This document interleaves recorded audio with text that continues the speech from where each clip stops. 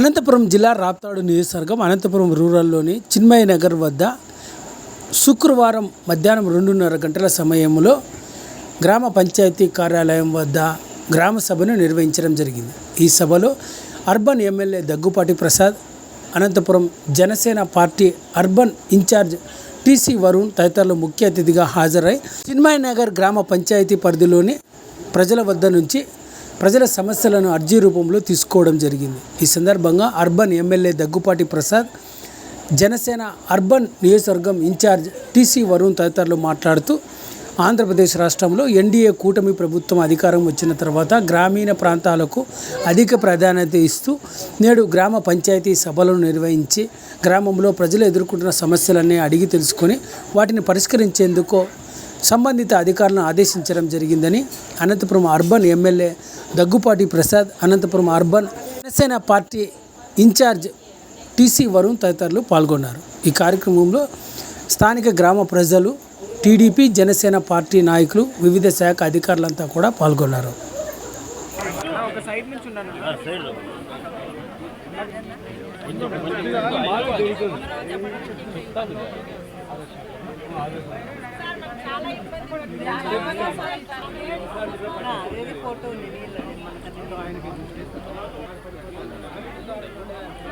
దయచేసి మీరు ఇచ్చే అర్జీలు ఖచ్చితంగా మీ మొబైల్ నెంబర్ వేయండి. శూన్యం ఇప్పుడు 24 నుంచి 29 వరకు అభివృద్ధి. ముఖ్యంగా ఎన్డీఏ ప్రభుత్వం ఏర్పడిన తర్వాత ఇది మొదటి గ్రామ సభ.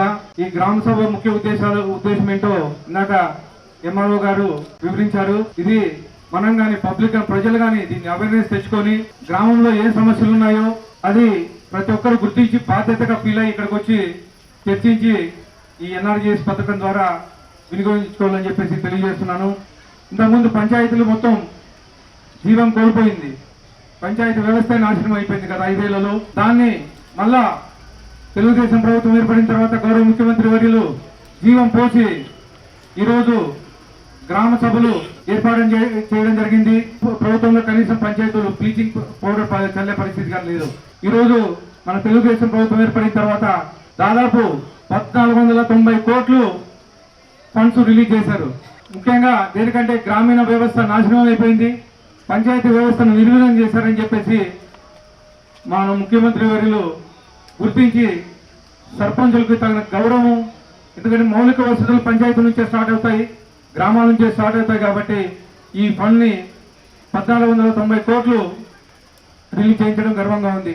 గత నెలలో కానీ దాదాపు స్టేట్ షేర్ కింద 250 కోట్లు మన తెలుగుదేశం ప్రభుత్వం రిలీజ్ చేయడం జరిగింది.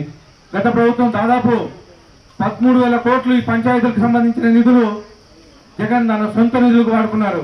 దీని మీద మేము పంచాయతీరాజ్ ఛాంబర్ తరఫున దాదాపు 4 ఏళ్ళు ఈ పంచాయతీ ఫండ్స్ ట్రాన్స్ఫర్ అయ్యని చెప్పేసి మేము ధర్నాలు ఇవి చేయడం జరిగింది. 2014-19 టైంలో దాదాపు 25,000 కిలోమీటర్లు సీసీ రోడ్లు నిర్మించినారు. దానికి ఇప్పుడు కానీ గత ప్రభుత్వంలో ఎవరైతే సీసీ రోడ్డు దారులు ఎవరైతే వేసారో కాంట్రాక్టులకు కానీ ఇప్పుడు కానీ బిల్లులు చెల్లించలేదు.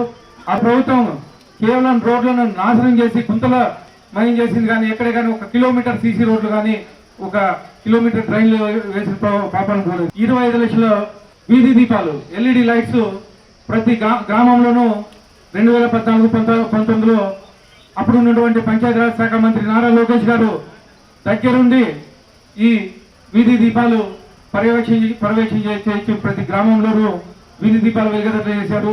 అదే వీధి దీపాలు ఈరోజు కానీ నడుస్తూ ఉన్నాయి. కనీసం ఒక వీధి దీపాలు ఎక్కడన్నా పోతే దాన్ని మార్చిన దాఖలాలు కానీ ఎక్కడే కానీ గ్రామీణ ప్రాంతాల్లో కనిపించట్లేదు.